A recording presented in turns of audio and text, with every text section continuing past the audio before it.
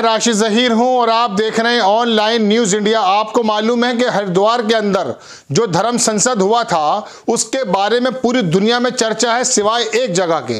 वो जगह है हमारी सत्ताधारी दल, हमारी सरकार और हमारे भारतीय जनता पार्टी के नेता जो इस समय सरकार पर हैं, सरकार में हैं, उनके मुंह से कोई शब्द नहीं निकल रहा है। फूटना भी मैं बोल सकता था, लेकिन निकल रहा है। अब मुस्लिम समुदाय तो चुप बैठा है, एक डर भी है, यूएपीए का खौफ भी है, डॉक्टर कफील का अंजाम का एक रिजल्ट भी है। यूएपीए जो लगा था 102 लोगों पे जो त्रिपुरा गए थे उनका भी है। लेकिन अब नसरुद्दीन शाह जैसे लोग, एआईएम के जो असदुद्दीन है वो तो बोल चुके थे, नसरुद्दीन शाह बोले और बोले कि इतनी आसान नहीं है 20 करोड़ों को मिटाना। कुछ ना कुछ तो हस्ती में हमारी बात है ना, दौरे ज़मा रहा दुश्मन हमारा मिटती नहीं, इस तरह का आपने शेर सुना होगा। ये हालांकि भारतीय जनता पार्टी के एक नेता खुद पढ़ते हैं, लेकिन मैं बताता हूँ बीबीसी, हालांकि इनका इंटरव्यू जो है वो वायर में एक आती है वेबसाइट न्यूज़, उसमें करण थापर बहुत बड़े पत्रकार हैं। ये वो पत्रकार हैं जो हमारे मोदी जी का इंटरव्यू ले रहे थे और मोदी जी बीच पानी पीने का बहाना किया और भाग गए थे, निकल गए थे। वो ये करण थापर हैं। उन्होंने नसरुद्दीन शाह का एक इंटरव्यू किया, उसमें नसरुद्दीन शाह ने क्या कहा वो आपको मैं बताना चाहता हूं। बीबीसी ने इसको छापा है। नसरुद्दीन शाह बोले मुसलमान इनके डराने से डरेंगे नहीं। ये जो डराने के काम किया था ना कि 100 लड़के इकट्ठे हो जाएं, वो साध्वी मां कह रही थी कि इनके 20 लाख लोगों का सफाया हो जाएगा, उसके बारे में जवाब है। प्रेस रिव्यू, जाने माने अभिनेता नसरुद्दीन शाह ने कहा कि जो मुसलमानों के जनसंहार के लिए कह रहे हैं वो गृह युद्ध कराना चाहते हैं। गृह युद्ध, देश के अंदर आपस में लड़ाई, वो ऐसा कराना चाहते हैं। कौन लोग? जिन्होंने हरिद्वार के अंदर ये वक्तव्य दिया था। कोलकाता से प्रकाशित होने वाले, मैं आपको बता दूं लंबी बात ना करके, वायर के इंटरव्यू में कहा, इंटरव्यू में शाह ने हरिद्वार में धर्म संसद को लेकर विस्तार से बात की। क्या कहा? नसरुद्दीन शाह ने 17 से 19 दिसंबर तक आयोजित एक धर्म संसद में मुसलमानों के जनसंहार की अपील के सवाल पर कहा कि अगर उन्हें पता है कि वो किस बारे में बात कर रहे हैं तो मैं हैरान हूं। ये एक गृह युद्ध के लिए अपील कर रहे हैं। हम में से 20 करोड़ लोग इतनी आसानी से नष्ट नहीं होने वाले, हम 20 करोड़ लोग लड़ेंगे। ये बात बोली है नसरुद्दीन शाह ने, बहुत मायने रखते हैं इनकी बात। हम 20 करोड़ लोगों के लिए मातृभूमि है, ये मातृभूमि है। हम 20 करोड़ लोग यहीं के हैं, हमारा यहाँ जन्म हुआ है, हमारे परिवारों कई पीढ़ियाँ यहीं रही हैं, इसी मिट्टी में मिल गई हैं। मैं इस बात से लेकर निश्चित हूं कि अगर इस तरह का कोई अभियान शुरू होता है तो कड़ा प्रतिरोध होगा और लोगों का गुस्सा फूट पड़ेगा, जिसका इंतजार शायद भारतीय जनता पार्टी के नेता कर रहे हैं कि कुछ गुस्सा फूट जाए, कोई झगड़ा बन जाए और चुनाव में इनको मदद मिल जाए। हरियाणा के अंदर भी यही हो रहा था हर शुक्रवार को, लेकिन मुस्लिम चुप है। नसरुद्दीन शाह ने कहा कि मुसलमान को दोयम दर्जे का नागरिक बनाया जा रहा है। उन्होंने कहा कि ये मुसलमानों के बीच डर पैदा करने की कोशिश है, लेकिन मुसलमान हार नहीं मान लेंगे। मुसलमान इसका सामना करेंगे क्योंकि हमें अपना घर बचाना है, हमें अपनी मातृभूमि बचानी है, हमें अपना परिवार बचाना है, हमें अपने बच्चों को बचाना है। मैं मज़हब की बात नहीं कर रहा हूँ, मज़हब तो बहुत आसानी से ख़तरे में पड़ जाता है। नसरुद्दीन शाह ने आगे कहा कि मुसलमानों को हाशिए पर डालने की कोशिश ऊपर से हो रही है। याद रखिएगा, ये प्रोग्राम्स कहाँ बने हैं 1920 से लेकर आज तक, मालूम है आपको कहाँ से चलते हैं। ये मुसलमानों को असुरक्षित महसूस कराने का संगठित कोशिश है, ये शीर्ष से किया जा रहा है, ऊपर से किया जा रहा है। साफ आरोप लगाया नसरुद्दीन शाह ने कि ये ऊपर के नेताओं का करतूते हैं, क्योंकि बोल ही नहीं रहे हैं, वो अंदाजा बिल्कुल होता है। सत्ताधारी पार्टी के लिए अलगाववाद नीति बन गया है।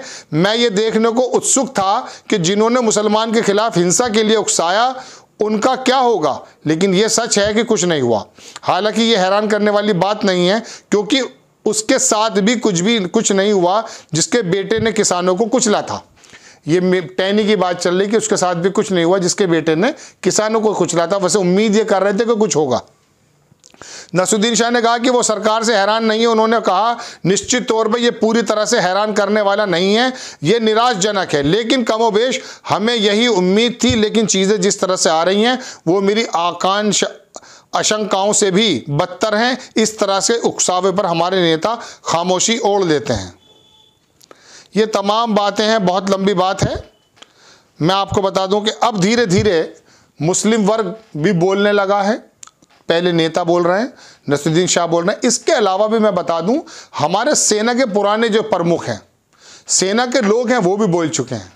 बाहर इंटरनेशनल मीडिया भी बोल रही है, बाहर के पत्रकार बोल रहे हैं, खिलाड़ी बोल रहे हैं।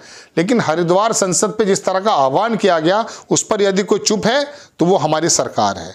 न्यूज़ 24 ने भी इसको छापा। मैं आपको दिखाना चाहता हूं, आपकी स्क्रीन पर लगा दूंगा इसको भी, कि यूट्यूब पर पड़ा है इसका। नसरुद्दीन शाह, मुसलमान डराने से नहीं डरेंगे, देश में गृह युद्ध छिड़ेगा, ये बोला है नसरुद्दीन शाह ने।